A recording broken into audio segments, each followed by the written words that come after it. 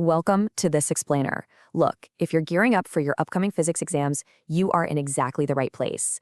Today, we're going to look at something that catches out even the most dedicated students. We often think that acing physics is just about cramming new formulas and facts into our brains.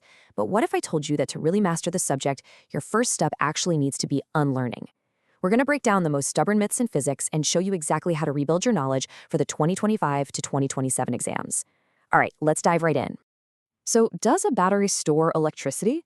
It's a deceptively simple question, right?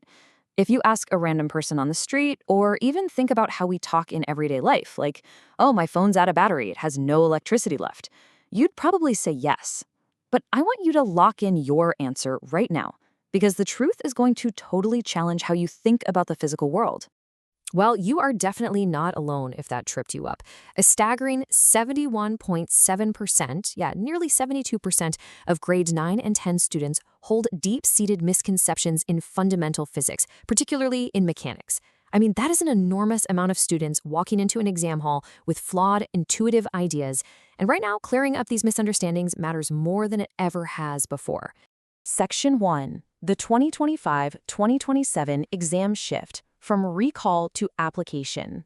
Okay, so your study strategy literally has to change. Following a massive public consultation where, get this, 95% of stakeholders supported the move, Ofqual and the Department for Education have confirmed that formula and equation sheets will actually be provided for the 2025, 2026, and 2027 exams. So the absolutely crucial point is this. Examiners are no longer testing your ability to just rote memorize a formula. They're testing your deep conceptual understanding. They want to see you apply these equations to brand new situations, rearrange them, and show off those working scientifically skills. Let's be real. If your foundational concepts are built on myths, a formula sheet just isn't going to save you. I absolutely love this quote from Leo Tolstoy. A misconception remains a misconception even when it is shared by the majority of people. Just because everyone around you says that a heavy object falls faster than a light one, or that you need to recharge your battery's electricity, doesn't make it scientifically accurate. We really have to actively separate everyday language from scientific truth. So let's clearly define what we're actually fighting against here. A misconception isn't just you zoning out in class. It's an entire alternative cognitive framework. Our brains are incredibly smart. They build these intuitive models to help us survive and navigate everyday life. But while these models make total sense day to day, they are often scientifically flawed. To fix them, we can't just memorize a new fact. We have to actively dismantle the old framework. Section 2. Busting electricity myths. All right, remember our battery question from earlier? Here's the verdict. The myth is that batteries store electricity. But the fact? A cell is really just a store of chemical energy. The term electricity is kind of a broad phenomenon, not a physical substance you can just pack into a box. In a circuit, the charged particles, the delocalized electrons, are already sitting there in the metal wires.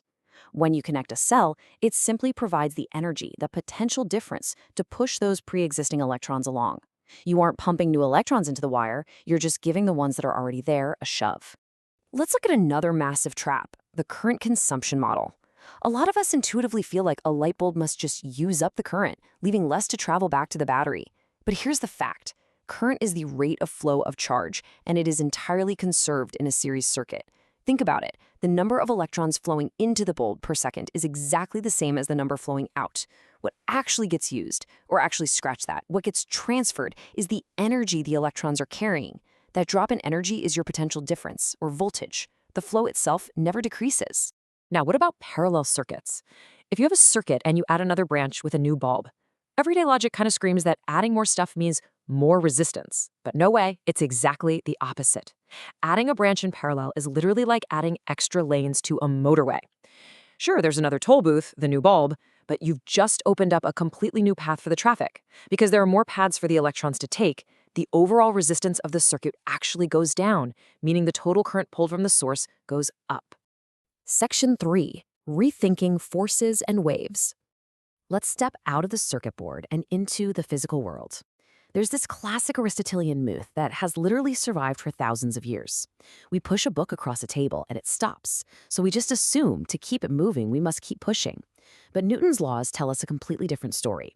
The fact is, a net force causes acceleration, a change in velocity.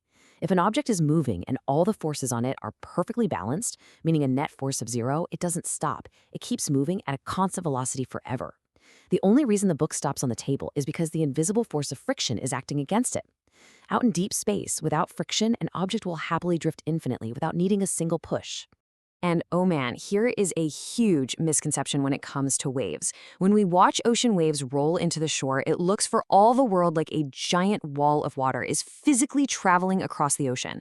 But the fact is, waves transfer energy, not matter. The actual particles of the medium are just oscillating, vibrating back and forth or up and down around a fixed point. If you ever get tripped up by this in an exam, just picture the duck and the Mexican wave. Seriously. Imagine a little duck sitting on a pond as a wave passes by from left to right. The duck doesn't surf along the wave to the right, it just bobs straight up and down, perpendicular to the wave's direction. That proves it's a transverse wave transferring energy, not matter. It's exactly like a Mexican wave in a football stadium.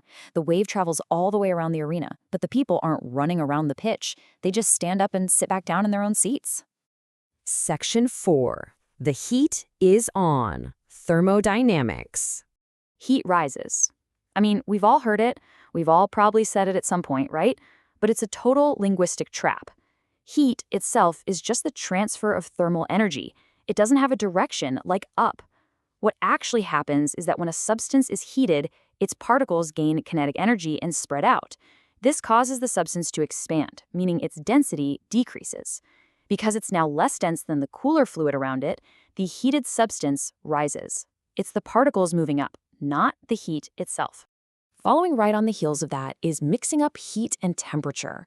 In normal, everyday conversation, sure, they mean the same thing. But in physics, conflating them will absolutely cost you marks, especially on those application questions. Temperature is a measure of the average kinetic energy of the particles in a specific object. Heat, on the other hand, is the total energy transferred from an object at a higher temperature to an object at a lower temperature. They are two entirely distinct physical quantities. Section 5. Strategies for conceptual change. Okay, so we've identified the traps, but how do you actually fix your revision to overcome these deeply ingrained ideas? Well, one of the most powerful tools out there is the POE method. Predict, observe, explain. Before you watch a demonstration or run a simulation, force yourself to write down a prediction of what's going to happen. If you don't write it down, your brain will totally pull a fast one on you with confirmation bias. You'll see the result and trick yourself into thinking, oh yeah, I knew that all along. But if you write it down and you're wrong, you create a clear, undeniable discrepancy. That little shock to the system is exactly what you need to break down the old misconception and explain the new reality. To really make this stick, you've got to be an active learner. Embrace that cognitive dissonance. You know, that uncomfortable feeling when what you thought was true turns out to be false? Use collaborative concept maps with your friends to draw out how ideas link together. Trust me, you'll quickly spot each other's faulty logic. Get online and play around with interactive PhET simulations where you can manipulate variables and see the exact accurate physical results instantly. And always, always tie it back to the working scientifically criteria. Keep asking yourself, what are the variables here? What's the uncertainty? The main takeaway here is that true learning, it's messy. You have to actively reconstruct your knowledge framework. You can't just layer new facts on top of a wobbly foundation of everyday myths. You've got to tear down those bad analogies and rebuild them with solid, scientifically sound principles. Which leaves us with this final, kind of provocative thought. As you sit down for your next study session, preparing to master those given formula sheets for the 2025 to 2027 exams, ask yourself, what if the biggest barrier to your grade isn't what you don't know, but what you think you already know? Challenge your assumptions, embrace the facts over your intuition, and you'll be well on your way to mastering physics. Thanks for joining me on this explainer, and happy studying.